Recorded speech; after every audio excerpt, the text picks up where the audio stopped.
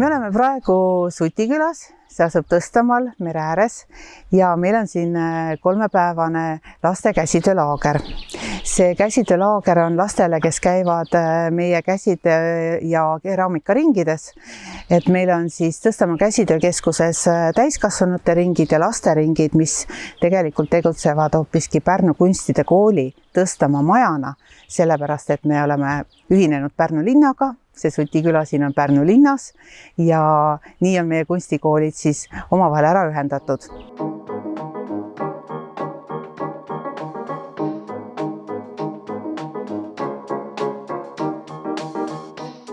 Mis me siis teeme siin laagris seekord, et eile oli paralleelselt keraamika ja käsitöö töötoad ja keraamikas nad tegid selliseid ühistöid, et tegid selliseid ühendatud ümarvorme, siis, mille sisse siis kas saab istutada lilled või panna küünlad. Loomulikult nad praegu siin laagris on sellised toorikud, nüüd nad kuivavad ära ja siis nad lähevad veel glasuurimisele. Siis makramee on jälle populaarne tehnika ja taas tüdrukud teevad siin makramees tehnikas lillepoti hoidjaid, amplihoidjaid siis ja ka väiksemaid käevõrusid ja võtmehoidjaid ja ehteid. Ma teen makramee lillepoti hoidjat. Ma käin käsitööringis sellepärast, sest mulle meeldib käsitöö. Mulle meeldib see, et me saame valida, mida ise teha. Ma käin käsitööringis, kuna mulle meeldib asju ise teha ja siin saab ükskõik mida teha. Mul on enda toas näiteks enda tehtud kotttool ja kõik vaebad minu toas on minu enda tehtud. Siis alati meeldib lastele viltida, et see oli ka selline üks teema, et viltisime siis kuivtehnikas kui märktehnikas siis lillesid ja tootesildid, et kuna mitmed teevad siin tooteid, siis tootetele peab oma sildid külge panema, kindlasti paneme sinna lapse nime, kindlasti paneme sinna lapse vanuse, sellepärast et see ikkagi kõnetab ka, et ostjat, võimalikku ostjat, et kes selle töö on teinud, et kui nimi on peal ja vanus on peal. Ja kellel siis tooteid ei ole, nemad saavad valmistada siis kaarte ja karpe. Mis te leidsite sealt? Sipeldu pesa.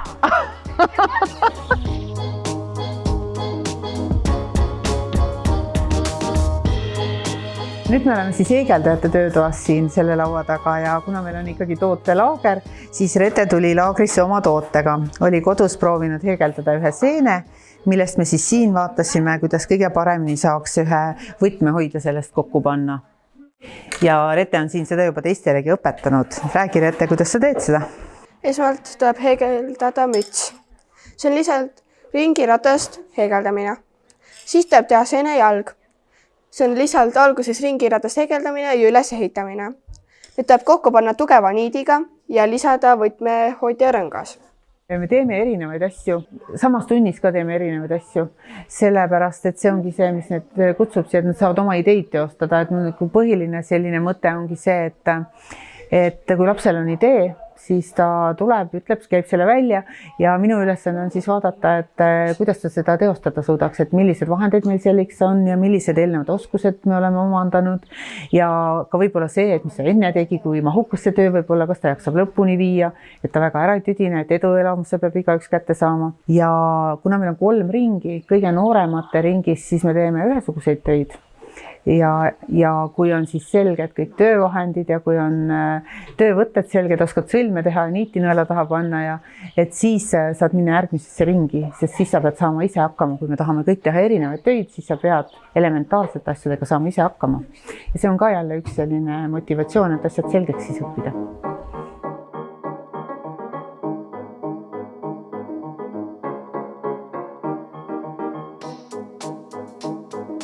Ainult töö ei ole see, mis me teeme. Et ikka tullakse siia puhkuse pärast ja võib-olla ongi hea rääkida, et miks me üldse seda teeme, et kui nad tulevad sügisel ringi, siis nad juba hakkavad küsima, et mis meil laagri teema on järgmisel aastal, kas me laagri ka teeme ja kas me saame ise toad valida ja kellega ma toas võiksin olla ja siis see käib terve aasta tegelikult, see on üks selline stiimul, et miks nad tahavad tulla. ka käsitööringi, et see aitab neid seal hoida, sest meie eripära siin maal Tõstamaal on ikkagi see, et meil on ühed samad lapsed, kes siia sünnivad, käivad siin lasteaias, käivad siin koolis ja keskkoolis, mõned käivad ka keskkoolis, et neid samu lapsi peame köitma kõik need aastad, et neil peab olema huvitav, et ei ole nii, et ma vaatan, et sellele lapsele ei meeldi või leian, et ma kuidagi hakkan koguma teist sihtgruppi, et mul ei ole kusagilt võtta seda teist sihtgruppi, et ikkagi need samad lapsed on need, keda me peame siin hoidma ja köitma. Kuulge, minge siis vahepeal korraks õue, kui te ei tea. Siin on praegu sellised lapsed, kes on käsitööd juba aastaid teinud ja nemad on ka sellised, kes käsitööst ei loobu ja on valmis minult seda tööd kunagi üle võtma. Et loodetavasti me kasvatame siin endale seda järelkasvu.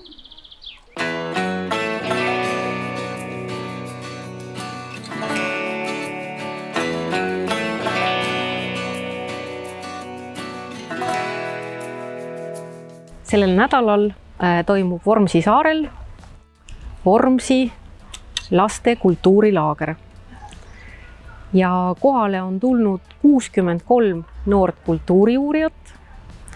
Ja selle laagri eesmärk ongi tundma õppida Vormsi ja laiemalt Rannarootsi kultuuri. Meil on siis tavaks saanud, et me oleme 2 päeva kindlasti muuseumi õuel, sest me tahame seda kultuuri kõigepealt lähemalt näha. Muuseum lubab meil seda niimoodi rahulikumalt uurida. Laagri traditsioon on meil tegelikult Vormsil üsna vana. Me alustasime 2000. aastal ja alustasime hästi lihtsalt. Me alustasime ranna koristamisega ja 2015. aastal alustasime siis Vormsi kultuurilaagriga. Nii et fokusseerusime siis rohkem kultuurile, mis ei tähenda seda, et see loodus ja see teadmine on meil alati kõrval, aga et nüüd on kindel fookus meie oma siis ikkagi Rannarootsi kultuuril.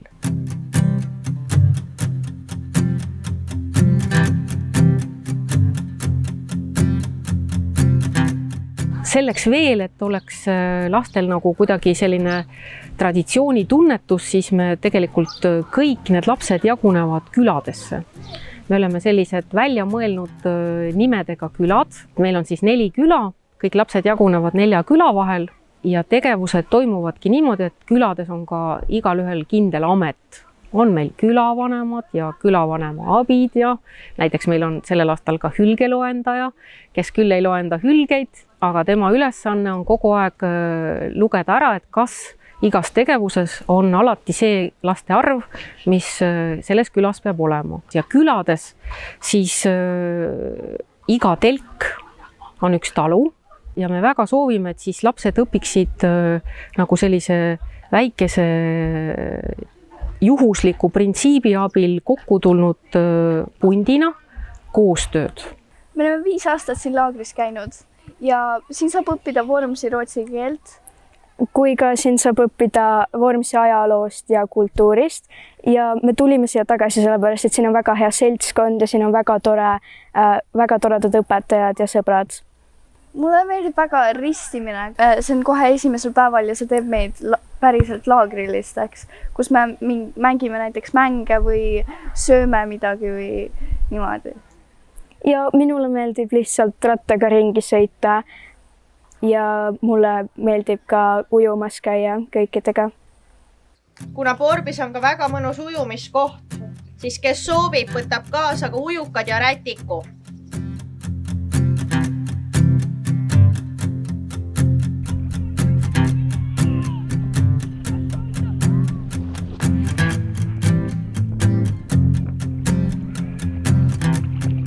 Mis toimub siis nagu praktilistel õppustel, et näiteks täna olid meil sellised muuseumi juures sellised töötoad, kus me õppisime pudrunuia valmistama. Siis vaatasime muuseumis Maria Murmani kurutatud nahast pastlaid ja siis nuputasime, et kuidas seda tehnikat võiks ise teha.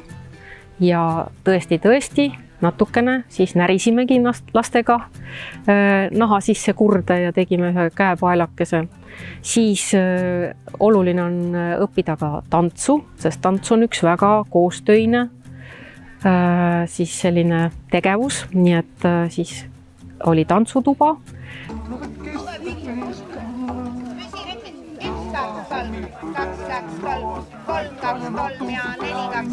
Siis oli meil ka veel kaltsu vaiba kudumise töötuba, et muuseumis on Marju Tamm on üles seadnud siis Kangast Elgedele sellise kaltsuvaiba kudumise võimaluse muuseumi külastajale, mida meiegi siis lapsed said täna kasutada, seda võimalust kududa siis 1 või 2 vaibatriibukest, et ma arvan, et väga oluline ka jälle teada saada, kuidas valmib kangas. Ja siis sellel aastal siis veel ka kõik lapsed, kes siin muuseumi õuel niisama oma ühe või teise töö lõpetasid, said kätte ühe oma uurija väikese sellise ülesannete lehe ja pidid siis ise leidma vastuse 12 siis sellisele uurimisküsimusele siin muuseumis, et tuli vaadata fotosid, tuli otsida mõni asi ülesse. Nii et väga usinalt jooksid siin oma küsimustele vastuseid otsima. Ja kindlasti ka toit.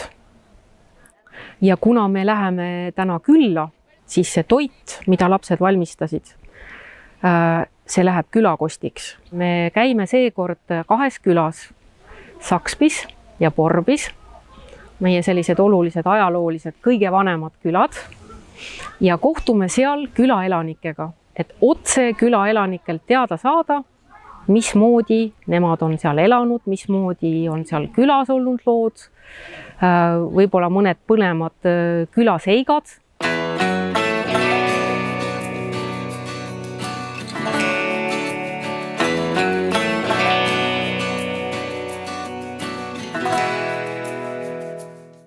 Tere tulemast Kloosi tallu. Ja täna ma väga palju ei räägi selle talu ajaloost, kuna mind selles ajaloos siis ei olnud kohal, kui kõik toimus. Aga ma räägin teile lugusid, mis siin Vormsil on juhtunud ja mida me oleme teinud. Kui meie siia Vormsile tulime, et siis me hakkasime ka tegema oma asju ja oma tegemisi ja hästi tähtis on just need oma asju teha, sellepärast et siis hakkavad maailmas asjad juhtuma. Ja me väga loodame, et see kultuur saab nendele kuidagi nagu selliseks lihtsaks, et see ei tekita sellist tõrget, et me suudame äratada nagu huvi, et me küll siin toimetame Vormsi näitel, aga me kogu aeg anname nagu siis selliseid niidiotsi, et aga vaata, mõtle, kuidas sinul endal on või kas sul on äkki kodus või mis sinu vanaema on rääkinud, et meil ei kaoks ära see meie juure tunne, et see on hästi oluline.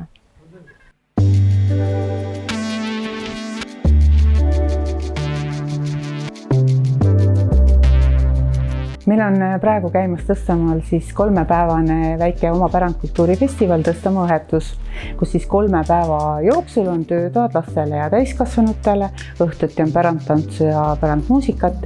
Täna oli meil töötuba lastele ja täiskasvanutele siis õpetame roosimist ja kindakudumist ja vardakottide õmblemist. Nii et see on 11 aastat selline festival, et loodame järgmine aasta jälle teha. Meil saime siis väga uhked sellised maagiamärgiga ripatsid endale, et mida võib siis ükskõik riputada, kas kotiluku külge või siis nii nagu Roonjal on siin selle vardakoti külge pandud. Et siin on siis ühendatud vana maagiline jõud punase värvi ja kaltsututi näol ja siis meie mõisa maagiamärk ka. Siin Tõstamaa mõisakoolis on meil avatud praegu Pärnu kunstide kooli Tõstamaa maja käsitöö ja keraamikaringi õpilaste tööde näitus. Ja see jääb avatuks siin kogu suveks ja siin on ülevaade siis paari aasta jooksul valminud töödest, et valdavalt on meie õpilased vanuses 1. klassist kuni 6. klassini, mõned on siis ka vanemad ja siin on siis näha selliseid algajate töid, aga samas suuremad tüdrukud on juba kudunud ka näiteks suurrätti ja erinevaid sõbasid väga meeldib lastele rapitööd teha, väga meeldib heegeldada ja loomulikult ka kangast kududa. Kogu kooli aja on neil võimalus käia käsitöö ja keraamikaringides ja enda hobiga tegeleda. Üks uus asi on meil sellel aastal siis lastelaat käsitööpoes ja siin näitusel ka on nendel õpilastel siis foto juures ka kiri, et leia Marleeni tooteid ka tõsta oma käsitööpoe lastelaadalt, et kui nad on valmistanud midagi lastelaadale, siis siin näitus juba viitab sellele.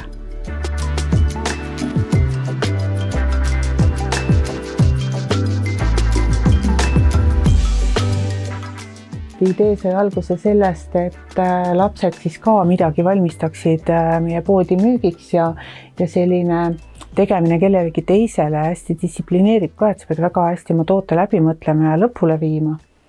Et sa ei saa mõelda, et mul täna nii meeldibki, vaid et see peab meeldima mitte ainult sulle, vaid ka teistele. Ja siis meil oli ka laagris teemaks oma toote valmistamine ja tootesiltide tegemine ja nüüd on siis need kes tegid, nende tooted on jõudnud siia poodi ja päris mitmed on juba ka ära müüdud. Esimene palgapäevgi on juba olnud. Ja eks lootus on üleval, et nad tahavad järgmisel aastal jälle seda sama teha, et me saaksime jälle uhkema valiku järgmisel aastal, et see asi ka hakkaks meil arenema. Siin on näiteks niisugune heegeldatud siinatasku. Neid valmistab meil 11-aastane Pillerin, tema on väga-väga tubli heegeldaja. Temal on väga ilusad heegeltööservad ja väga filigraanne ühendus kõik. Et sellised tooted, siis väga meeldis tüdrukutele teha selliseid kristallidega siis võtmehoidjad, sellised makramee tehnikas ripatseid. Siin on siis ka tootesilt on ka juures. Eneli, 12-aastane. Ja siis on meil üks tüdruk, kes meil igapäevaselt ringis ei käi, aga käib suvellaagris ja suvitab Tõstamaal, siis tema teeb niisuguseid pilte ja kaarte. Et kaardid on tal eesletil kõik valikus, päris suur valik. Ja siis osad neist piltidest on ta siis niimoodi raaminud ja vormistanud. Väga praktilised suvised istumise alused, mõnusad istumist on Liis kirjutanud siia peale, heegeldanud selliseid suvetoolide või pakkude peale istumisaluseid.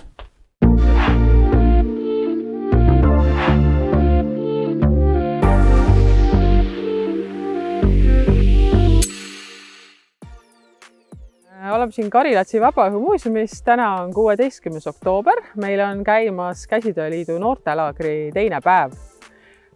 Tänase ja eilse päeva teemaks oli meil lina ja linatööd. Täna oleme jõudnud keerutada takuköit ja eile tegime siis linatöid põhjalikumalt. Kasutasime erinevaid tööriistu, lõugutasime, siis kammisime ja siis saime sellist materjali ja saime ka ilusamat materjali, millest saab siis teha erinevat sorti lina. See käsitöölaager toimub juba teist korda.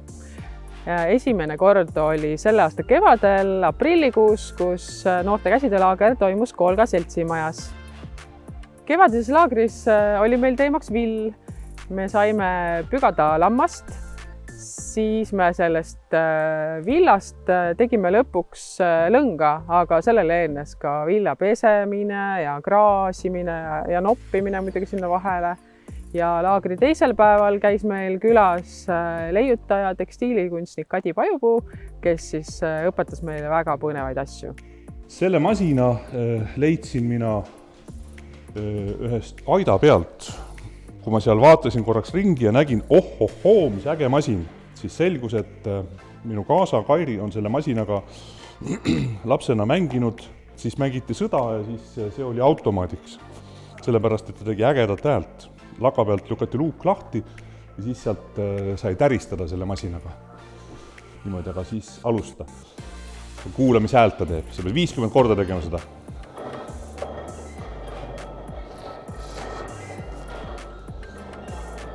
Kolm, 4, 5. Me oleme mõlemad käinud käsitöölaagris, mis Käsitööliit on siin teinud ja mul oli ka siis see teine kord. Esimene kord ma sain teada rohkem lambavillast ja kuidas seda kedrata ja ma tulin siia tagasi sellepärast, et see oli nii huvitav ja silmavardav, et kuigi ma olen käinud koolis käsitöötundides, me ei ole muidu nendest toodetest rääkinud, kuidas vanasti tehti ja kuidas üldse tehakse ka tänapäeval, et sellepärast tundus väga huvitav ja ma tulin ka siia. Ja mulle on kõige rohkem meeldinud see, kui me tegime seda linast, siis hakkasime tegema nööri. Et see seltskond on ka siin väga tore, et teha noortega kõigiga, kellele väga meeldib käsitöö, kes tahavad teha. Et tundides on tavaliselt nii, et keegi ei viitsi teha ja siis on endal ka nii halb edasi liikuda tunnist teemadest. Aga siin on ka väga just tore, see õhkkond on tore. Mina tahaks siis ka, et tuleks isegi 3., 4., 5, neid võiks olla väga palju neid laagreid veel. Ja üks, mida ma tean, on see, et poisspoolekades väga palju käinud ja siis võiks teha ka midagi poistele. Praegu on olnud vill ja lina, et võiks olla ka, ma ei tea, mingi puutöö, et poisid saaksid ka käia.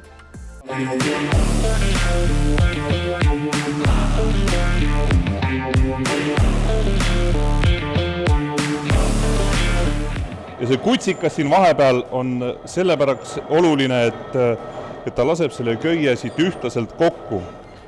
Minule isiklikult väga meeldis see protsess teha lina varrest siis niidini jõuda. See oli siukene, eriti see, et see lina tuli siis otse suitsusaunast ja siis näpud lõhnasid nagu suitsukala ja see oli kõik siukene hästi huvitav protsess. Mulle üldse meeldis teada saada, et üldse sellise protsessi nagu järel saad sellise lõpptulemuse või üldse, mis protsessist algab nagu sellise asja tegemine ja kuidas see käib ja mis tööriistad on kasutusel ja niimoodi. Käsitöölaagrite üks eesmärk on noorte jaoks teha käsitöö tegemine mõnusamaks ja toredamaks, sest et üheskoos teiste noortega on see alati vahvam ja võib-olla paljudele noortele on käsitöö õppimine koolis igav ja seetõttu, kui nad näevad, et Eestis on palju käsitöömeistreid, kes teevad nii põnevaid asju, nad saavad ise kõiki asju katsetada, mida võib-olla koolis ei õpetatagi, et siis see aitabki seda käsitööd edasi kanda. Loomulikult me ei eelda, et kõikidest noortest saavad käsitöölised, aga kui juba lapsepõlves midagi nagu meeldib, et siis on võib-olla suurem tõenäosus, et suurest peast võetakse see oma käega tegemine ikkagi ette ja väärtustatakse seda rohkem.